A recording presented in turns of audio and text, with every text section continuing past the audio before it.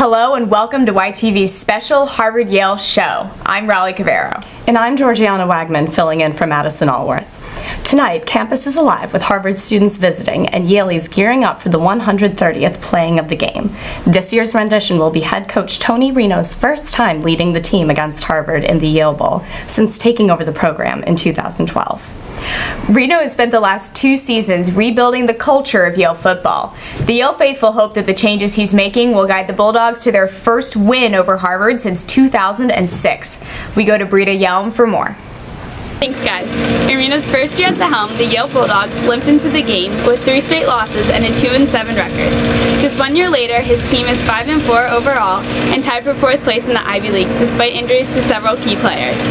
Yeah, the day he came in, he was focusing on the details and the process, the things you can control, and the results will take care of themselves. The equation for winning is simple, and that's what it is. It's really hard to do, but something that he has stressed every single day, and then we have bought into. And that's why we've improved, and we just want to make sure we do that this Saturday. I mean, I think philosophically for me is to develop a team that is accountable to each other, so that the strength of the group isn't in the individual, it's within everyone else, that they feel like they're landed on the line for each other every time they go out there, and that they're responsible for each other. So creating a family, I guess, is the first thing. The question of whether or not Reno's philosophy would catch on with the team was up to the seniors. It's been an unbelievable amount of changes that have gone on in the last year and a half, just from Bo Palin and the senior leaders who've really taken into the changing culture of guys being responsible for their actions on and off the field, and playing as a team, and being part of something bigger than themselves, and then their players reflected it. There's been a tremendous culture change. There's a core group of guys on the team that have really bought into our mission. We really just pride ourselves on dedicating everything we do to each other.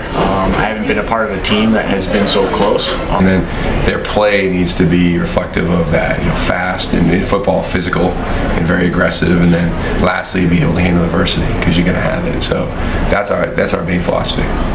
The Bulldogs faced plenty of adversity in last week's 53-29 loss to Princeton.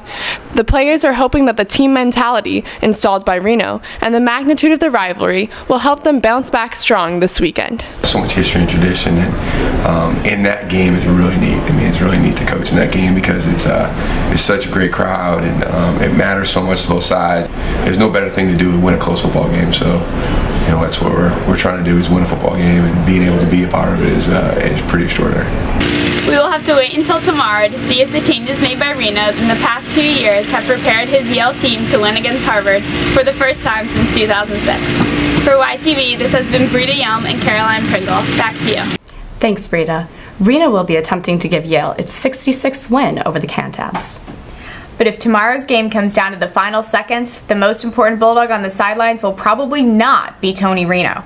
Instead, the Elis will rely on Cos Etta, the team's junior kicker. For more, we go to Zunera Arshad. Though Cos Etta served as a punter for his first 2 seasons at Yale, this year he has also taken on field goal kicking duties and is proving to be a key playmaker for the Bulldogs.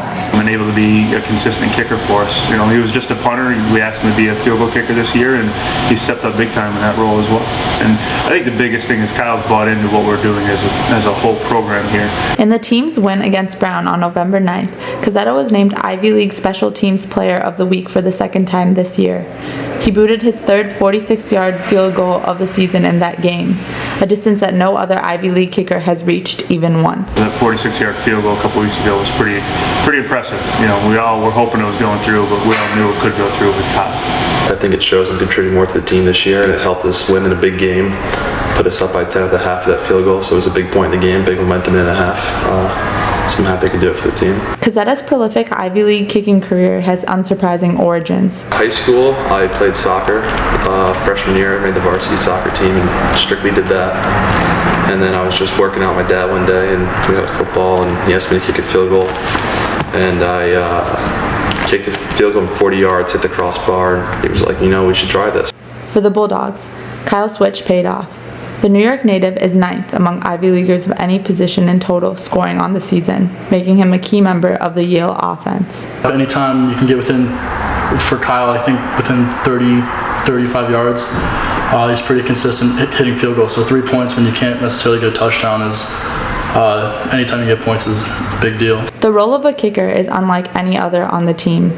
Cos Etta is often isolated from the rest of the team at practice while he works on his kicking. Daily practice for me is I get out there half hour before practice starts, warm up on my own, get everything going. Team comes out, we stretch, and we go right into special teams. And I'm mostly on the side working with other coaches, doing individual stuff, small drills. For kickers, it's a little bit different. They spend a lot of time on their own. They're coached by a lot of different individuals. And then Coach Reno has a lot of say on what they do in practice. And so it's always good to have the head coach involved in special teams. And these guys hear from Coach Reno daily. This could end up being the biggest weekend of Cos Etta's career, but he insists that he is approaching tomorrow's game just like any other. Harvard-Yale, I'm a junior now, so this is my third game. I don't have nerves. It's the same game, every week for us, and it's been the same game for the last 2 years. I'm going to prepare the way I always prepare, and I'm going to go through everything else that I always do, and just prepare better than they can. Heading into Harvard-Yale, Cos Etta holds 11 completed field goals to his name, which is tied for the Ivy League lead. Any field goals that he kicks tomorrow will be among his most important. This has been Zunera Arshad and Georgiana Wagner. Back to you. Thanks, Zunera. If this game is as close as last year's, Cos Etta could be the deciding factor. And yesterday, on Harvard Time, a student-run internet comedy news show gained national attention after producing a video spoofing Yale campus tours. The stunt featured a Harvard student dressed in Yale apparel leading tours while criticizing the university and New Haven. So, for any of you wandering campus this weekend, watch out for fake tours. Over 2,000 student tickets were allotted to Harvard this year for the annual Yale-Harvard game. Every year, housing all these visitors is a concern for administrators from both schools. For more, we go to Celine Tien and Anna Elise Morello.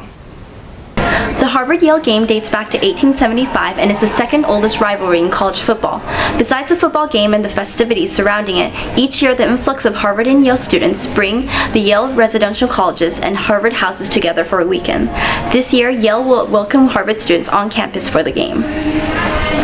Every year, each residential college council communicates with their sister house at Harvard to organize the accommodations for visiting students.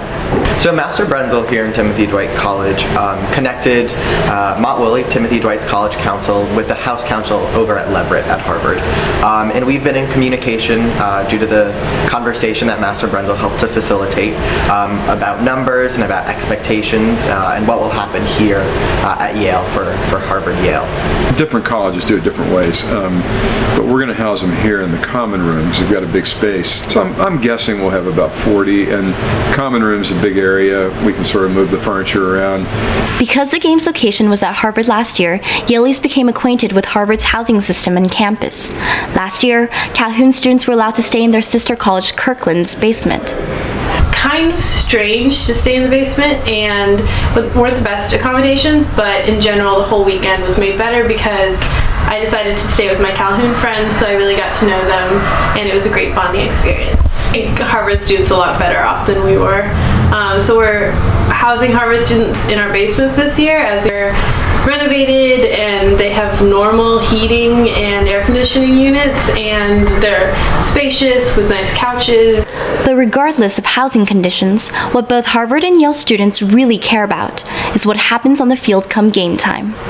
I stayed at Leverett in their common room, or one of their common rooms. It wasn't like sleeping in my own bed, but I didn't necessarily need all that much sleep. There was a lot of adrenaline rushing through my blood, fighting for those Bulldogs. Really, we want them to come here and feel like they were treated well at Yale. So we're hoping to show them the Yale sense of hospitality, and even though there may be differences between the ways our schools welcome guests, I think ultimately it's all about the spirit of the game. The Harvard students will be arriving this Friday and leave Saturday after the game. This has been Celine Tien and Anna Elise for YTV. Back to you. Every residential college will be housing Harvard students this weekend, so be prepared to see some new faces around campus. And in university news this week, early applications to Yale increased by 5.6% for the class of 2018. That means 4,768 total applications were received during the submission period. According to admissions experts, Yale's increasing numbers reflect a recent national trend of selective universities facing a growing number of applications. Although Yale has received more applications this year, the early acceptance rate is not expected to exceed its traditional range of 13 to 16%. On Monday, President Peter Salovey and Provost Benjamin Pollock announced the university's intention to implement budget cuts in an effort to address Yale's $39 million deficit. Salovey and Pollock said an effective solution will likely require personnel cuts. Those currently constitute 60% of Yale's expenditures.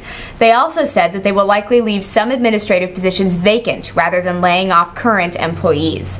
The leaders of Yale's 40 individual units, that includes Yale College and the graduate and professional schools, will be responsible for executing specific budget reductions. The polls have closed and the results are in. 83% of Yale students who participated in the referendum voted in favor of gradually divesting the Yale Endowment from fossil fuels. In the referendum held by the YCC earlier this week, 2,369 of the 2,918 students who participated voted yes. As a result, the YCC will submit a written statement outlining this position to the Yale administration. The vote caps a campus debate on the issue that has been ongoing since the student group Fossil Free Yale submitted a petition with over 1,000 signatures to the YCC in March. The vote represented a defeat for Students for a Strong Endowment. That's a student group that formed earlier this month to argue against divestment. Halsey Robertson, Alero Egbe, and Stephanie Siao looked into this group's formation and how it affected the divestment debate. The YCC will propose divestment to Yale's administration based on the student body's vote in this past week's divestment referendum. The referendum originated last spring with activism group Fossil Free Yale's petition, signed by thousands of Yaleys. Fossil Free Yale dominated the discussion for most of this fall term, but just weeks ago, Students for a Strong Endowment surfaced and comprised an opposing voice in the campus debate, despite the student body's ultimate support for divestment. It was actually not our role to find someone for the opposition. We just promoted the referendum and waited until groups came up and said, I oppose this and I want to speak in the town hall, or this is my con statement. Submitting a con statement online was the Students for a Strong Endowment's first debut. The group is a loose coalition of students who came together to speak against divestment from fossil fuels. A few friends and myself realized that the discourse was thus far entirely one-sided. Alexander Fisher, a senior and a political science major, was one of their representatives at the town hall meeting on November 13th.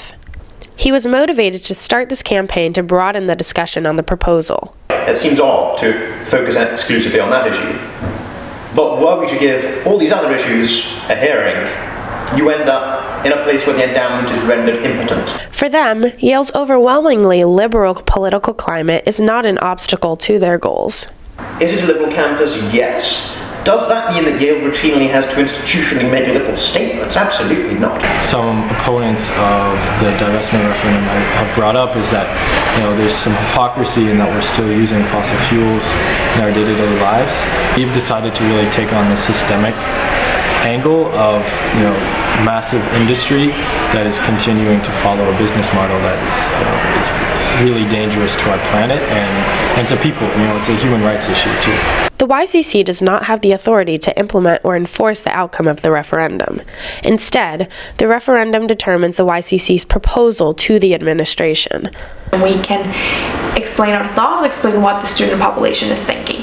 We don't know what the effect of that will be. After weeks of campaigning and a town hall meeting with debaters from both sides, 83.01% of referendum voters supported divestment and 26.99% opposed it. This has been Alera Egbe, Halsey Robertson, and Stephanie Siao for YTV. Back to you in the studio. Thanks, guys. Stay tuned to YTV for future divestment developments. As of November 8th, student groups on campus have requested $350,000 from the Undergraduate Organizations Committee, well over the $205,000 that the UOC had to distribute this year. Associate Dean for Student Organizations, John Meesk, explained that the gap between demand and funding for student groups is due to a steady growth in the number of undergraduate student organizations. In just the past 4 years, the number of groups has nearly doubled, from around 300 groups to 600 groups. The UOC is considering ways to combat this problem, including an increase in the student activity fee. After relaxing the major's geographic distribution requirements earlier this month, the history department announced additional future changes that would give students even more flexibility in choosing their classes. The plan proposes splitting the major into two separate tracks, a global track, which would be similar to the current major, and a specialist track, which would allow students to focus more closely on regions of their choosing. The plan has been approved by the history department and must now pass a vote by the Yale College faculty. And in New Haven news this week, the New Haven Police Department recently started sharing flash sheets with the city's neighborhood block watches that contain vital safety information. This is increasing transparency between the neighborhood organizations and citywide police. Lily Rivkin and Joseph Vinson took a look at how block watches are set up and how they're changing with the new flash sheets. This month, the New Haven Police Department began sharing its internal newsletters about arrests, crimes, special events, and news reports with citizen block watches. Each city, block, or street corner in New Haven has its own neighbourhood block watch, a group of people who volunteer their time to help improve their area. They meet to discuss city happenings and ways to increase the safety of their city. Leslie Radcliffe is the captain of a block watch, and she has seen the structure of community policing change over time. Watches are a significant part of it because we interact directly with our local police officers, being the district managers and the beat cops, either in reporting criminal activity or suspicious activity. We also communicate with the other members on the block watch and the residents of the neighborhood. New Haven is split into districts, each managed by an officer, who the block watch groups remain in close contact with. Your district manager is in charge of basically all the PR for the area. She's the liaison with the community. She or he is meant to attend the community management team meetings, which each district has, which are made up of people that live in the neighborhood or work in the neighborhood, and they're really involved with quality of life issues in the area. So if you have a strong district manager, your block watch really can benefit from that. In these districts, beat officers patrol the streets and interact with the community.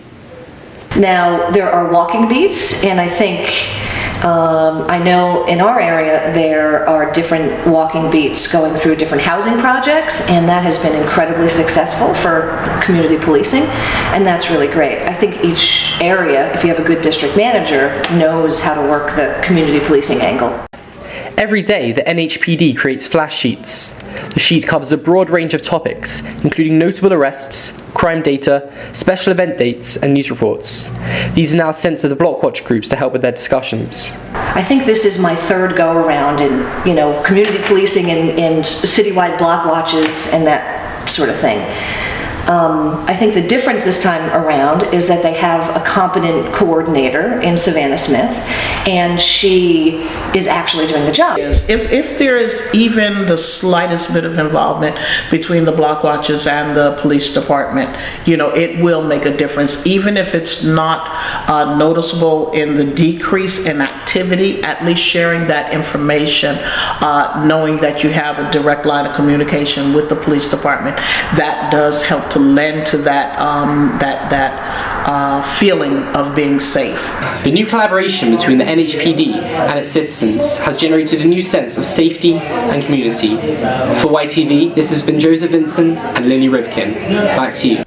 Currently, there are block watches in all 10 districts of New Haven. Those students with the sweet tooth will soon be able to turn to High Street yet again to satisfy their chocolate cravings. A new chocolate and wine bar called Chocolate Maya will move into 47 High Street and replace Chocopology, a similar venture in the space that recently closed its doors. Chocolate Maya, however, has a liquor license and will be opened by Robert Klinger, who also owns the nearby restaurants Swings and Little Salad Shop. Chocolate Maya is opening in December and will be ready to sell chocolate bars, truffles, bonbons, and more when Yale students return from the break in January. And Gourmet Heaven employees spoke out in an exclusive interview with the Yale Daily News this Tuesday to discuss their time spent working for the Broadway Deli. Employees were working up to 12 hours a day and making as little as $320 a week at Gourmet Heaven. The Department of Labor began investigating this in August after a complaint was filed by an employee. The workers said that a combination of low wages, long hours, and the pressures of sending money home to family made it difficult to meet their own basic living expenses. Since the investigation, several employees say conditions have worsened, complaining of layoffs, decreased hours, and lower paychecks. And now, for Harvard-Yale weekend, let the festivities begin. There will be plenty to do on campus this weekend, including tonight's Yale-Harvard DJ battle, consecutive dance parties at Toad's, and the game itself, which kicks off at 12 p.m. tomorrow. And that's it for tonight. Thanks for watching YTV. We'll see you after Thanksgiving break. Until then, enjoy Harvard-Yale weekend and your time off, at home or wherever your travels may take you. We'll see you back here in the studio soon, because it's your Yale, your week, and your news.